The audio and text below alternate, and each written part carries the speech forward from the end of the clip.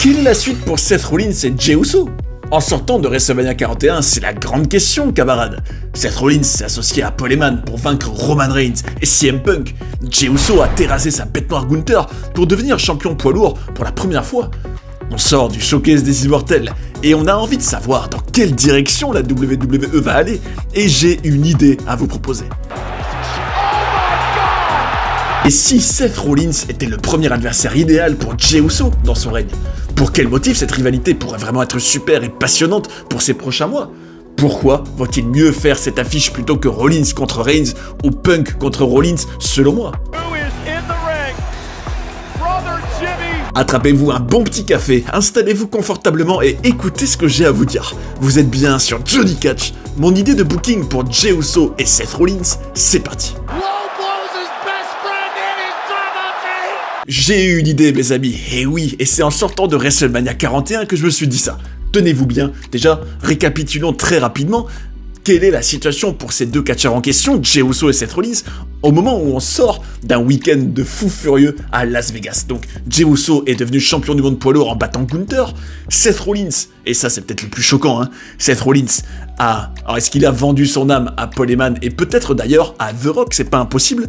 En tout cas, au sortir de la nuit 1, on peut se poser cette question-là de manière vraiment très légitime, et surtout, Seth Rollins donc est désormais un Polyman Guy, ce que Roman Reigns a priori n'est plus, et pareil pour CM Punk, et donc il est un peu le nouveau Polyman Guy, ce qui est très marquant, hein, c'est quand même un privilège qui n'est pas donné à n'importe qui, hein, d'être Polyman Guy, et a priori il semble aussi être passé du côté obscur pour de bon, en tout cas d'avoir fait un heel turn en rejoignant Paul Heyman, et c'est quand même très prometteur.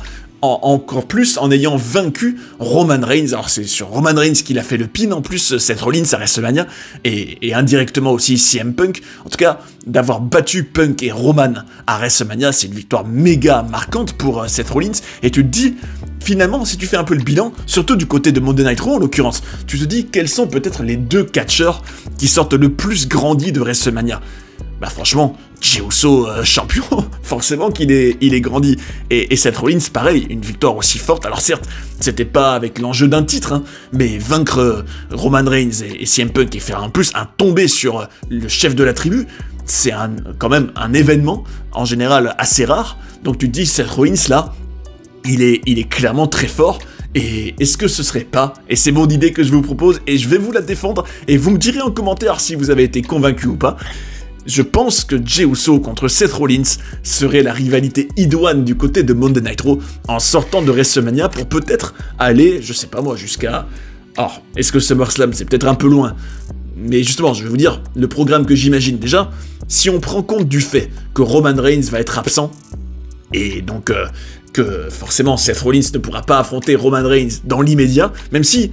Alors, autant, je suis un peu mitigé sur cette affiche, je dois vous avouer que d'un côté, j'aimerais bien qu'il y ait Seth Rollins contre Roman Reigns, par exemple, à SummerSlam, et je trouve que c'est une étape incontournable pour Roman Reigns avant d'arriver dans la quête pour le titre, la lutte pour le titre, d'arriver enfin à vaincre Seth Rollins quand ça compte le plus, qu'il n'a jamais réussi. Donc je me dis, ça, c'est quelque chose que j'ai envie de voir, mais de l'autre, je me dis, Reigns-Rollins, on l'a quand même déjà beaucoup vu, c'est vrai. Et puis, comme je l'avais déjà dit précédemment, ils sont assez similaires dans le look, donc je sais pas si c'est la meilleure chose à faire. Et parallèlement, je trouve que CM Punk contre Seth Rollins, on l'a déjà assez vu. Alors, il pourrait peut-être le refaire une dernière fois avec justement Paul Heyman du côté de Rollins et Rollins en tant que vrai heel, ce qui renouvellerait par rapport à leur confrontation précédente, parce que c'est sûr que leur match pour la première de Raw sur Netflix, tout comme leur match Steel Cage au Madison Square Garden, bah franchement, ils avaient rien à voir dans la situation par rapport à la situation en sortant de WrestleMania, donc pourquoi pas le faire une dernière fois, à la limite, oui, pourquoi pas, mais je me dis, c'est vrai que peut-être que la meilleure chose à faire, c'est Seth Rollins, qui justement, en étant en plus Polyman Guy, voudrait complètement se détacher et ne plus rien avoir à voir, pour le moment en tout cas, avec Roman Reigns et CM Punk, qu'il a donc vaincu, pour aller conquérir le titre suprême pour lui, et ce qui fait sens hein, pour lui, puisqu'il a désormais donc...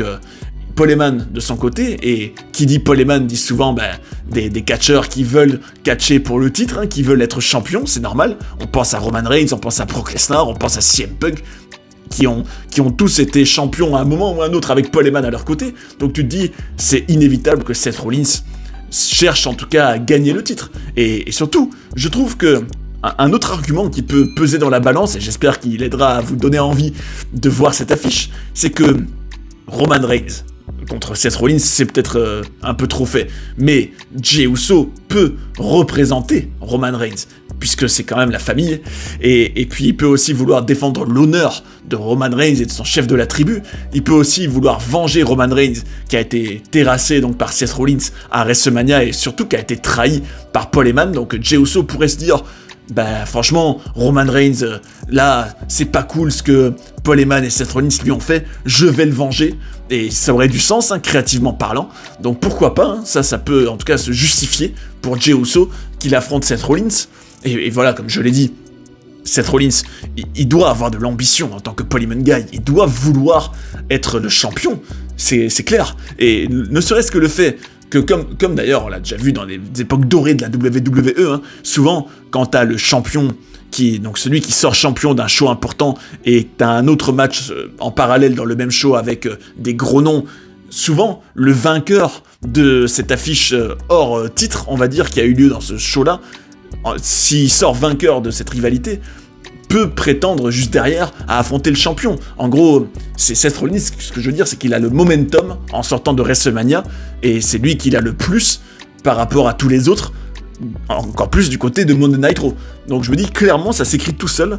Et d'ailleurs, est-ce que vous trouvez pas qu'en sortant de WrestleMania, Seth Rollins est peut-être le top heel? Alors, est-ce que c'est le top heel de la WWE, en tout cas de Monday Night Raw?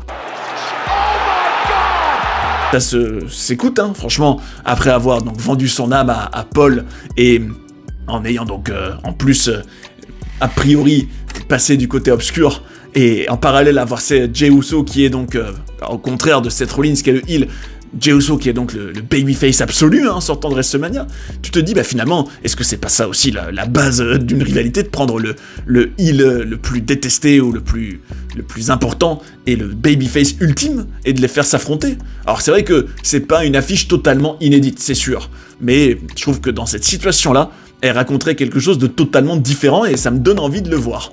Et puis surtout, c'est vrai que une question qu'on peut se poser par rapport à Jey Uso en tant que champion, tu te dis, quels adversaires il pourrait avoir de marquant dans son règne là? Qu'est-ce qu'il pourrait avoir d'important? Tu te dis, oui, alors peut-être, Jimmy Uso, ce serait du déjà vu.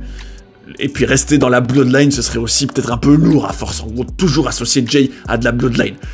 Jey pourrait peut-être aussi donner sa chance à Sami Zayn, qui sait. Il pourrait aussi peut-être vouloir, alors sachant qu'ils avaient déjà eu une rivalité pour le titre intercontinental, il pourrait faire peut-être un match contre Bron Breakker, pourquoi pas un champion contre champion d'ailleurs, hein. Mais tu te dis, c'est vrai que est-ce que ça manquerait pas de gros noms et de gros adversaires pour lui, dans son règne à venir? Et je me dis, Seth Rollins, il est le remède idéal à ce problème, il est la solution, puisque c'est un gros nom, Seth Rollins, et encore plus, maintenant qu'il a peut-être pris une autre dimension. D'ailleurs, j'espère vraiment, je profite de l'occasion pour en parler, j'espère vraiment que Seth Rollins, en étant un Polyman Guy dorénavant, et en étant donc dans un renouveau total de son personnage a priori, j'espère vraiment qu'il va aussi changer de look. Alors, vous n'êtes pas sans savoir, surtout les plus fidèles de la chaîne, que j'ai toujours critiqué les looks trop exubérants et excentriques de Seth Rollins, à en perdre toute crédibilité. Que ça, s'il pouvait un peu arrêter et revenir à des looks comme il avait d'ailleurs vers 2014-2015, où je le trouvais super, hein, quand il était notamment champion, aussi Mr. Money in the Bank, avec ses gants, il avait la mèche blonde, en tout cas il avait des bons looks, et je me dis, franchement, si ça pouvait être l'occasion pour lui d'avoir vraiment un vrai nouveau départ, créativement parlant, je serais vraiment content, et je pense que c'est l'occasion idéale pour le faire. Et comme je vous l'ai dit, cette rivalité pour moi, elle permet de mettre en veilleuse des rivalités qui méritent peut-être aussi un SummerSlam, je pense à un Rollins-Roman ou un Rollins-Punk peut-être, ou du moins un show de l'été important, pourquoi pas un Clash in Paris, hein, d'ailleurs, qui sait, ça se trouve ce sera à Paris, tout est possible.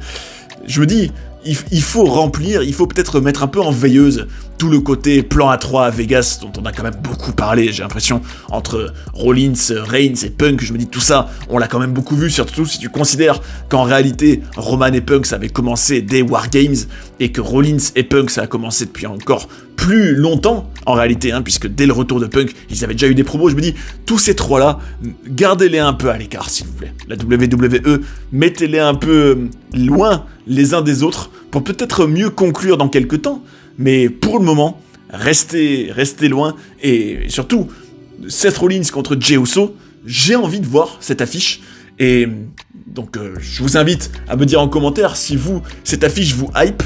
Est-ce que vous considérez que c'est le meilleur adversaire que Jey Uso peut avoir pour démarrer son règne?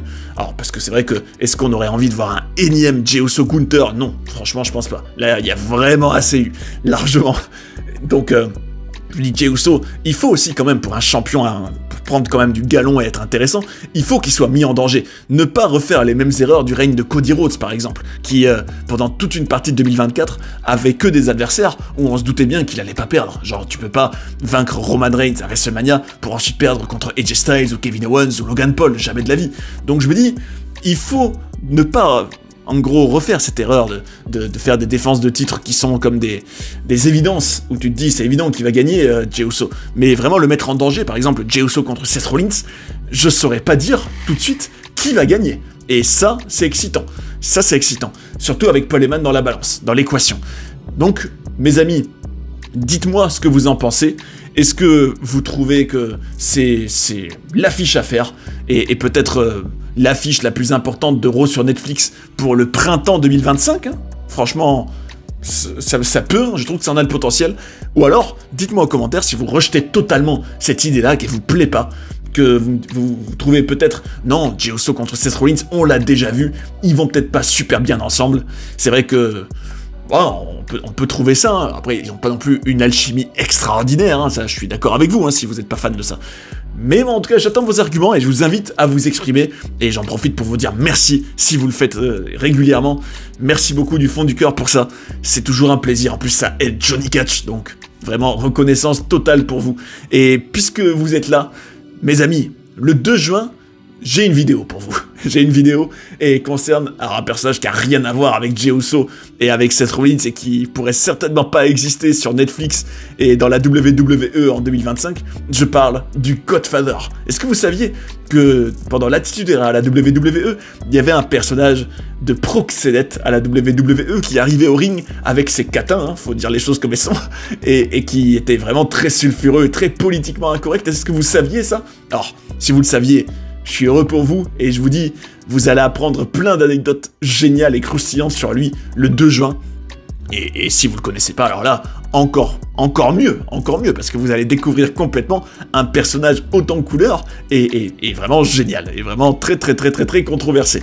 Donc mes amis, soyez au rendez-vous le 2 juin, vous ne le regretterez pas, pour apprendre un peu toutes les anecdotes qu'il existe sur le Godfather, qui est un personnage incroyable. Et espérons, surtout si j'ai réussi à vous convaincre, espérons qu'on ait Jey Uso contre Seth Rollins et que ce soit la rivalité marquante du printemps 2025.